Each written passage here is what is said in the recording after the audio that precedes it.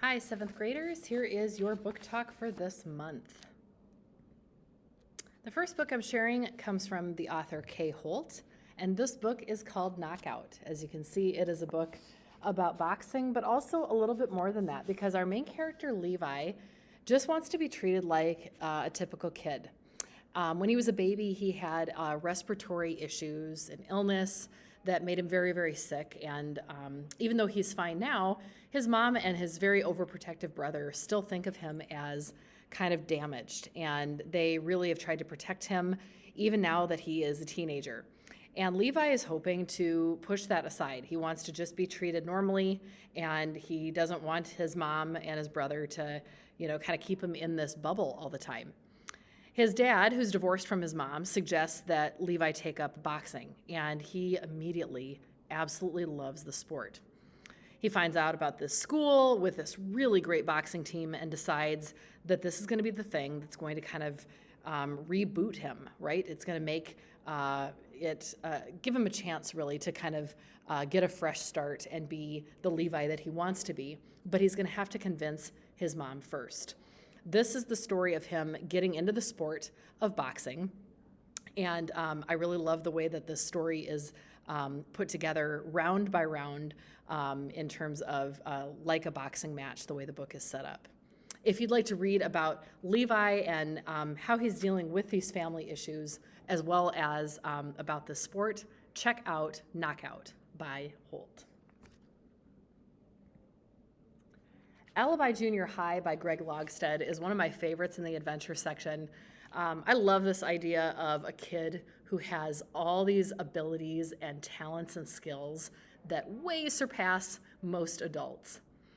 13-year-old Cody's our main character, and he can do all the things that are listed there on the screen. He can speak 5 languages. He can pick a lock.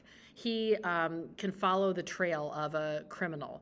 He can do all these things, but he can't just fit in with kids his own age because he's never really had to. Cody's dad works for the CIA as an undercover agent, and Cody has followed him around the globe doing all of these undercover jobs. He's been a part of that. He's watched his dad work. He's learned all of these skills. Well, now his dad is in kind of a dangerous situation, and it's so dangerous that his dad's going to go off and do some work and leave Cody with his aunt. And while Cody lives with his aunt, he is going to have to, in the meantime, just attend a normal middle school, act like a normal kid, pretend as though he can't do any of those things, and that he's just had an ordinary life. He has to do that in order to stay safe. Reading Alibi Junior High by Greg Logstead, it's got a lot of humor to it, as poor Cody has to pretend like he doesn't have these talents that he really does. And I think you will love this book as much as I did. The Diary of a Minecraft Zombie series by Zach Zombie is the author's name, though I'm going to suspect there's probably another author behind that pen name. This is just a great, fun series of really short books. I think each book is maybe 60 or 70 pages long. Perfect for those that love Minecraft, love video games. They're written in a diary-type journal format for a Minecraft zombie. What would it be like to live that life? They're funny, they're real lighthearted, they're meant for those that know the Minecraft game, but even if you don't, you're gonna pick up on it just fine. And if you do like Minecraft or other video games, you'll wanna look in our nonfiction section under the 700s, 793.93 to be more specific, and you'd find all of our books about Minecraft as well as other video game books. Al Capone Does My Shirts by Jennifer Choldenko, a fun one in historical fiction. Imagine living in a prison, but not as a prisoner. This one is set at the time when Alcatraz, the famous prison outside of the San Francisco area, is up and running. And our main character is not a prisoner, but he is one of 23 residents who live with their families on the island. He lives there because his mom and maybe dad, I think too, are working at the prison, right? as cooks, as guards, as doctors, etc. For the prison. People have to be there and work it. And our main character's parents do exactly that. Well, what if you lived there, but you weren't a prisoner and none of your family was, but you were surrounded by some of the country's, the world's most dangerous criminals? This is that story. Al Capone does my shirts. What could possibly go wrong? You have to read the book to find out. Close to Famous by Joan Bauer is in realistic fiction, and this is the story of a girl and her mom who are trying to get back on their feet after life has really dealt them a tough hand.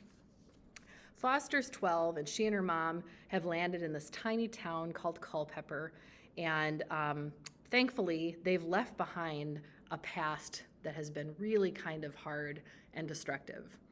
The two of them fit right into this tiny town as people welcome them and make them feel like they've really lived there their whole lives. Foster dreams of having her own cooking show one day, and she lands a little job helping out at the local coffee shop. She gets to help out with baking, etc., and there's recipes as part of this book, which is really fun.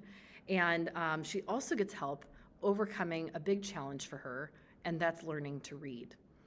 Someone in that coffee shop is going to assist her with that in getting kind of, back up to speed with her reading skills and feeling more confident there. However, this wouldn't be much of a story if there wasn't any problem, of course. And so just as Foster and her mom are feeling settled in, their past catches up to them. You've got to read Joan Bauer's book, Close to Famous, to find out how things are going to turn out for this family. Last but not least, a very short, very exciting adventure read that is inspired by a true story about a school field trip where a group of teenagers go on this winter camping adventure. They are struck by an avalanche, as you can tell from the title of Paul Krupp's adventure book, and a tragedy takes place. I don't want to tell you much more about this book. It's only about 100 pages long, but it's based on a true story, and you are not going to believe what happens. Take a look for this one. It is in our short read shelf of adventure. So go to the shortest shelf in our fiction area, go to the adventure section of those short reads, and look for Avalanche by Paul Krupp. I hope something I shared today strikes an interest for you, and you'll want to come check out another great book in our library collection. As always, use the catalog on your iPad as well by going to the library homepage and selecting that library catalog button. You can always search there by author, title, subject.